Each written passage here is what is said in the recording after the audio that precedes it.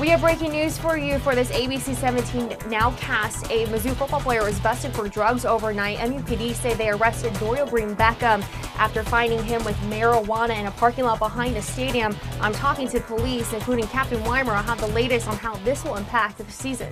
As you were saying, the season is officially starting, but it will be without Henry Josie. Gary Pinkel told us today that Josie will be sitting out this season, although he was happy to see him running up and down the sideline in a full sprint, saying that he admires Josie for his work ethic and getting healthy again. Now, two people we had injured, Braylon Webb and Kip Edwards, moved from being questionable to probable for this Saturday. We also saw Kip today, and he seemed in pretty good spirits, so hopefully they'll be able to take on the field. Now, someone who is definitely out is Jack Miners. He suffered a sprained knee last Thursday during the scrimmage, and we're finding out that he did undergo an arm MRI, and he is questionable until University of Georgia. Police tell me this was a routine stop, that they saw the white Lincoln Navigator that belongs to DGB somewhere in this parking lot, you guys, and they thought it was odd, so they stopped and they smelt a strong odor of marijuana, and that is why the arrest happened. Now, there were 5 people, excuse me, in the car at the time. Only 3 were arrested, as we told you earlier. I'm back. I'm out here at the social media desk, but before we get to hear what you had to say about it, let's recap what happened last night. Now, 5 players were in the vehicle of DGB around midnight last night as an officer with MUPD saw his white Lincoln Navigator by itself in Lot G. The officer smelled an odor of marijuana, so he made what I'm told is just a routine stop. There were 5 players in the car. 3 of them, Dorial Green Beckham, Levi Copeland, and Tory Boozer, police said had less than 35 milligrams of marijuana on them. Now, the other 2 freshman defensive linemen, Harold Brantley and tight end Brandon Hollyfield, were also passengers in the vehicle, that they were not arrested.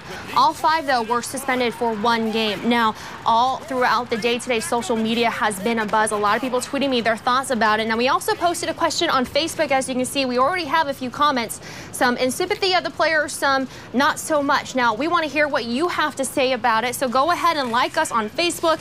Do you think a 1-game suspension was enough? Do you think there should have been more, or do you think that this is a problem that might change your support for the Missouri Tiger football team? We want to hear about it. Now, back here live, they already sold 3,000 tickets by this morning. They also put out a bunch of different sideline seats. As you can see, the Rockbridge visiting section is completely full. The overflow are already sitting out there for about 1,000 seats on both sides of the end zones. And of course, Hickman is having a pretty good crowd, to say the least. It's pretty packed here tonight. It's very loud. Both teams are excited. We are 3 minutes away from kickoff now. Both the school newspapers, they decided to have a little bit of a Twitter war. Whoever got the most Twitter followers by the end of the game was going to win, and the loser had to donate $50 to this food bank of Central Columbia, which is a really great cause.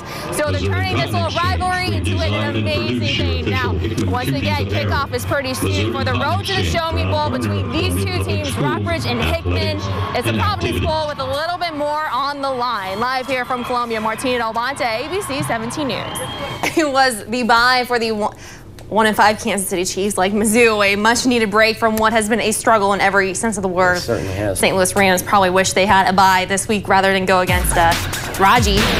Aaron Rodgers, not the other Raji who does his own dance. Well, first off, Aaron Rodgers throwing deep to Jordy Nelson. Thank goodness I have Jordy on my fantasy football team. Do you have him on your team? I don't. Do you have Aaron on your team? He got you some points. I don't have Aaron on any team of mine. You didn't draft Aaron? Well, okay. 2 plays later, Rodgers is going to find Nelson in the end zone for the touchdown.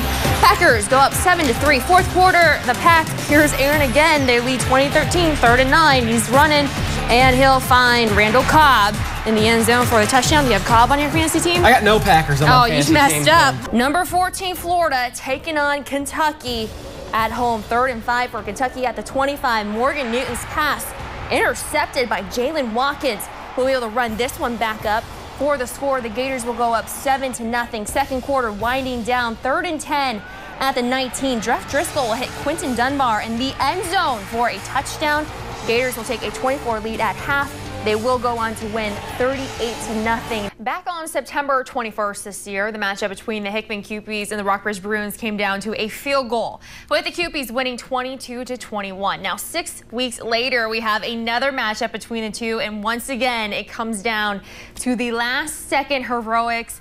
There are your 2 main coaches in the spotlight tonight. This game was stuck at 0, first play of the 4th quarter. Finally, Logan Tweehouse is going to find his favorite target of the season, Alex Goffley, in the jump ball. That will put Rockbridge up 7-0.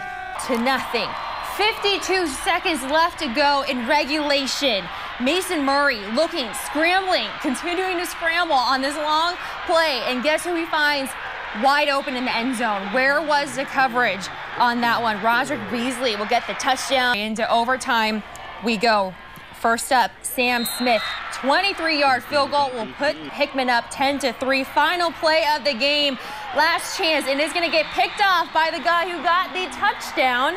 Roderick Beasley for the interception. You can see it was Rockridge is stunned. Hickman has gone crazy on the sidelines here in Columbia. They win 10-7. SEC Blitz tonight. During this past week, I got to meet our one special Tennessee volunteer who has overcome some amazing odds just to play football and get himself on the field this season.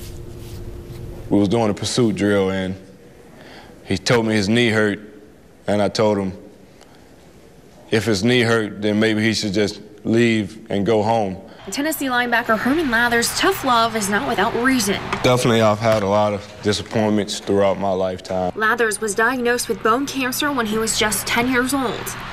It was tough growing up with what I grew up with. The cancer and treatment prevented Lathers from living a typical childhood filled with sports, and it may have stayed that way if it wasn't for his brother, who put the pads on him in high school. I didn't really know much, and my brother paid for a lot of camps, so I got him to thank for where I am today here at the University of Tennessee. It hasn't been an easy road since. As a redshirt freshman, Lathers dealt with a blood disorder resulting with doctors taking out his spleen.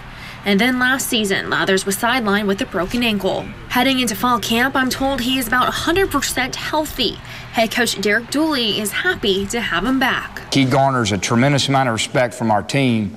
Not just because of what he's been through from an injury standpoint, but the level of commitment that he has to being good and being a leader on his football team. Not only is he taking a large role as the veteran leader on defense, he's also taking on being a father figure for the rest of the guys. He never complains, and he comes to work every day. And, you know, if your ankle hurts or something, you got a little nag here, and you see Herm busting his butt, and he got a broken ankle or something like that, you can't, say anything to him. You just got to respect him and keep on moving. And for the man his teammates call Uncle Herm and Pop, he just wants to be as supportive for them as his brother was for him. I say my college experience has been, one that has gave me a lot of wisdom, a lot of knowledge to help guys and, lead them in the right direction and the right path. And, just don't let guys quit on themselves because, tough times don't last, as I've always been told. Tough people do. And the hot topic that emerged was injured starting quarterback James Franklin, who came into the game Monday halfway through the second half with the game still on the line. It's been a few weeks since Franklin has taken a snap, but he provided the spark to secure their first SEC win. It would appear Mizzou Nation collectively had a sigh of relief as the Tigers went on to win their first SEC matchup. Well, it feels good to win. But it wasn't easy. Corbin was struggling. Not the first quarterback ever struggling at all, and won't be the last. I'm told putting Franklin in was something the coaches had talked about if they felt the need. From Bergstrasser started the second half throwing back-to-back interceptions. Next thing you know, Franklin was warming up. It's a call that you got to make, though. If in case that happened, that we would go with James, just with great restrictions. They ran Franklin on a restricted offense, meaning no quarterback runs or long throws or play-action passes. Franklin told us it was an adjustment to his quarterbacking style. I know I'm in the more mindset of throwing, getting the ball off, getting into other guys' hands, but at the same time, I don't feel comfortable if the pressure breaks down, they're trying to escape and make something happen after I get out of the pocket, throwing it downfield, things like that. So I thought it was good and bad at the same time. And even though Franklin finished going 6 for 9 for 16 yards, he helped provide a spark the Tigers seemed to be missing. Anytime you bring that in, I think that gave our offense a little bit of a lift. It was nice to go out there and the guys were all enthusiastic and messing around with me. All jokes aside, Franklin had this one reassuring fact as the Tigers traveled to Gainesville to take on Florida. I know I'll be there for sure. I said earlier, unless I get hit by a car, then I'll be starting.